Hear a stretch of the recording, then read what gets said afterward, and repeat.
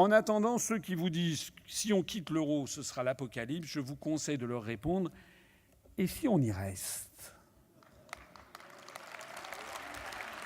Je rappelle que depuis que l'euro est la monnaie des pays de l'Union européenne, de la zone euro est devenue la lanterne rouge mondiale depuis 15 ans de la croissance planétaire. Je rappelle qu'en France, on a eu 1 million de chômeurs en plus sous Nicolas Sarkozy, 1 million de chômeurs en plus sous François Hollande. Je rappelle en fait que l'euro est en train d'exploser. Enfin, j'annonce. Mais c'est un débat qui n'a pas lieu. Et puisque le débat n'a pas lieu, même moi, c'est quelque chose que je montre.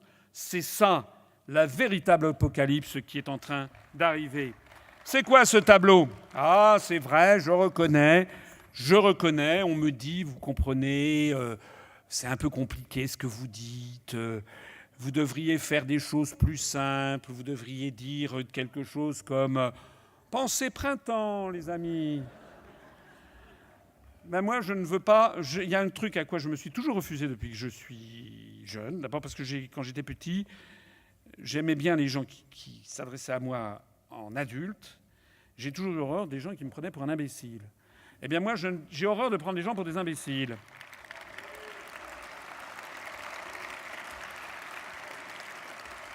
Le graphique que vous avez derrière est le graphique qui signe l'explosion en cours de l'euro.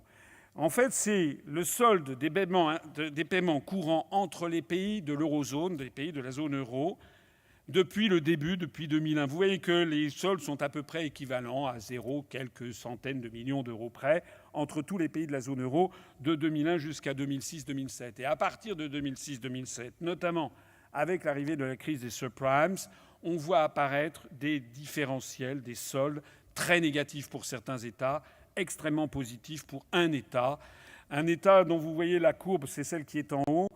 Il s'agit de l'Allemagne. L'Allemagne a reçu, au premier pic que vous voyez, c'est-à-dire à peu près en 2012, au pire moment de la crise en Grèce, parce qu'il y avait énormément de fortunes des pays du Sud qui étaient allés placer de l'argent en Allemagne, on a eu 750 milliards d'euros qui s'étaient réfugiés en Allemagne et qui découlaient à la fois vers le refuge pour les fortunes des pays du Sud, mais aussi de l'accumulation des déficits commerciaux des autres pays de l'Europe vis-à-vis de l'Allemagne.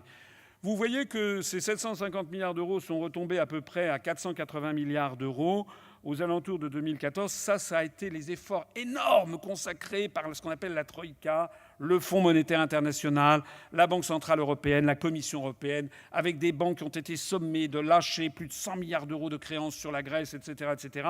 On a réussi à faire retomber un petit peu la pression, mais vous voyez, cette courbe terrifiante, c'est que, à part cette poussée d'acné, si j'ose dire, en 2012, 2013, 2014, qui correspond à la crise en Grèce, on voit que la courbe, la tendance continue à être divergente. Et vous voyez que selon le dernier chiffre publié par la Bundesbank il y a 5 jours, désormais, dans la Bundesbank en Allemagne, on comptabilise 829 milliards d'euros. 829 milliards d'euros, c'est-à-dire quelque chose comme à peu près, quelque chose comme 40 ou 45% du produit intérieur brut de la France, qui sont en excédent en Allemagne et qui sont dans les comptes de la Bundesbank, alors que le compte de départ de la Bundesbank à l'actif, c'était 250 milliards d'euros.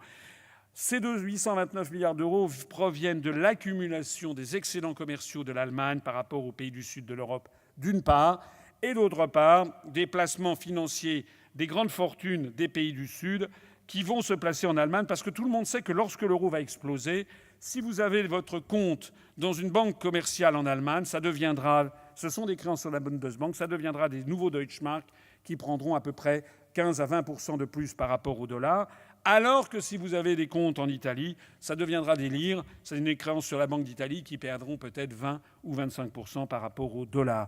On a donc actuellement cette situation. Vous voyez que l'Italie et l'Espagne ont chacun moins 350 milliards d'euros de déficit par rapport à l'Allemagne. La France, elle, est à moins 10. Cette courbe ne va cesser de continuer. Et pourquoi ? Parce que l'euro est en fait une monnaie, une espèce de cote mal taillée, qui est un peu de Deutschmark, un peu de lire, un peu de drachme, un peu de franc, etc. Donc finalement, c'est coté par les marchés internationaux un peu à mi-chemin. Mais si c'est coté à mi-chemin, ça veut dire que pour l'Allemagne, l'euro est moins cher que ce que serait le Deutschmark.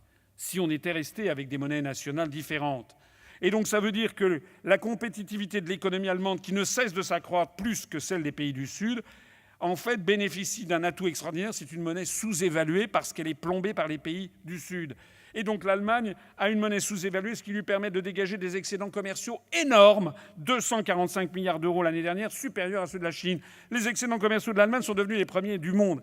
Et au même moment, les pays du Sud sont plombés par une monnaie qui est trop chère, qui crée des déficits commerciaux géants, mais qui crée aussi du chômage. Et le chômage, il est là, à l'origine du chômage en France et dans les pays du Sud, la Grèce, l'Italie, l'Espagne. Il tient au fait que la monnaie est beaucoup trop chère par rapport à la compétitivité de l'économie locale. Alors ça veut dire quoi ? Là, on est au cœur du sujet de l'élection présidentielle. Les autres candidats, ils vous proposent quoi ? Moi, je pourrais faire du Fillon ou faire du Macron. Je ne me résous pas à remettre en cause cette belle idée européenne. Il nous faut une Europe plus démocratique et qui soit plus proche des gens. Et s'agissant de l'emploi,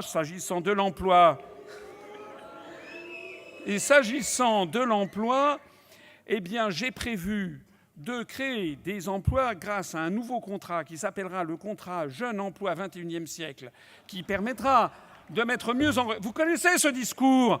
Ça fait des décennies qu'on le connaît. Ce sont exactement ce qu'on appelle des cautères sur des jambes de bois. Ils ne s'attaquent pas à la racine du problème. La racine du problème, c'est que nous ne pouvons pas, sur longue période, avoir la même monnaie que l'Allemagne, point barre. Et que...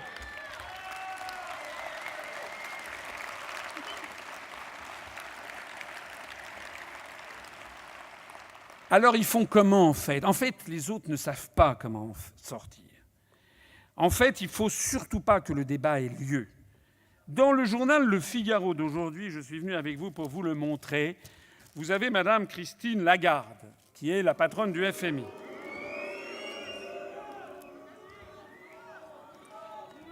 Madame Christine Lagarde, elle est la patronne du FMI. Bon, elle est passée devant la Cour de justice de la République parce qu'elle a mal géré l'argent des Français. Bon, elle a laissé faire un arbitrage au bout duquel 403 millions d'euros de votre argent et du mien ont été donnés à cet homme d'une très grande intégrité qui s'appelle Bernard Tapie. Et donc, elle a été... Vous avez vu ce qu'a dit la Cour de justice de la République. Bon, c'est pas bien, il ne faudra pas recommencer. Puis elle est partie pour solde de tout compte. Je rappelle que nous, si on fait 10 km/h de trop sur une autoroute et qu'on est flashé, à ce moment-là, on perd un point et on a une amende qui est... Bon, enfin bref. Madame Lagarde, donc, fort de ses compétences, nous a quand même fait un article qui est assez intéressant. C'est dans le journal du Figaro. Pour l'euro, ce n'est pas encore mission accomplie. C'est le moins qu'on puisse dire. Parce qu'elle, elle sait ça. Ça, ce graphique-là, on vous le cache dans les grands médias. Les Républicains, M. Hamon, M. Fillon, M. Macron, M. Tartampion, ils vous le cachent, tous ces trucs-là. Mais Mme Lagarde et le FMI suivent ça très très bien, et puis tous les banquiers internationaux. Et elle nous dit quoi ? Elle nous dit en fait que ce qu'il faut aussi avoir une politique budgétaire commune. Il faut avoir un ministre des Finances de la zone euro. C'est ça qu'elle nous dit. Alors qu'est-ce que ça veut dire ? Qu'est-ce que ça veut dire, une politique budgétaire commune ?